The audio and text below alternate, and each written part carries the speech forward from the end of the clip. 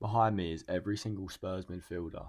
If all of them are fit, who starts? We're going based on the current system, so out of all these 7 options, 2 get into the double pivot, and a 3 behind me, one of them getting the 10. Who starts for you? In a double pivot, I think there's some obvious ones to rule out. Yves Bissouma won't play for Spurs again, and I think Bentancur is also someone to rule out completely. If everyone's fit, these 2 will not start for us. First, you've got to go and get your proper number 6, so at the moment it's going to be Archie Gray or Joao Palhinha for me. If you take Joao Palhinha, you're taking your breaking up ability, your tackling. Archie Gray's got a little bit less of that, but he's a lot calmer on the ball. I think in games where we're not possessing the ball as much, Joao Palhinha is going to be perfect for that. Archie Gray may be a bit better in possession, but for me, it's going to be Joao Palhinha as the first 6. Although I've put Joao Palhinha in there for now, I do think this position is Archie Gray's for the future, and I rate him so highly. On to the man next to him, and without a progressive passer in the squad, your options are really Papsar, Bergvall, or new boy Conor Gallagher. For me, if you put Conor Gallagher next to Palhinha, we might struggle because both of the players' best attributes are off the ball. So any game where we're in possession, these 2 will struggle together in a double pivot. Papisar, I think his best minutes for us in the Spurs shirt this year have been in the 10 as a proper pressing 10.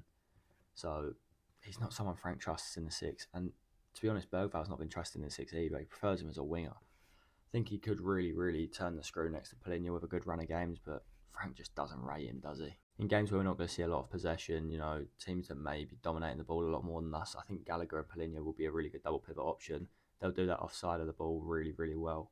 But games where we're going to dominate, I think Madders could do it fully fit. He loves to drop deep and get the ball off the back line anyway, and his progressive passing is unreal. That leaves a 10 where we've got Kulusevski, Xavi Simons, and Madders if he isn't in that double pivot. I think Kulusevski's best moments as a 10 in the Spurs shirt have been coming off that right-hand side when there's really been another 10. Almost doing that Kudus role that's available at the moment. I think he'd suit that really well when he's back fit. Madders would be an unreal 10. We know he's an unreal 10, but I really want to see him go and drop deep and get that ball off the back line. So I think a deeper role could be an option for him.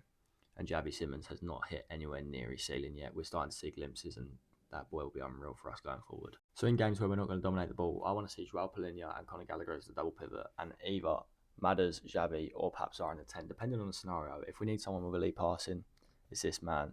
Elite ball carrying, it's this man. And elite pressing, it's Papsar. In possessive games, though, mainly the ones at home, I'd maybe even lose Joao Palhinha for Archie Gray. And then I'd go for Madders next to him and Xavi in the 10. I think Madders in that slightly deeper 8 role when we don't need as much defensive cover could really open doors with those progressive passes that we just don't have the opportunities to open at the moment. Let me know your best starting midfield 3 if everyone's fit for Tottenham Hotspur.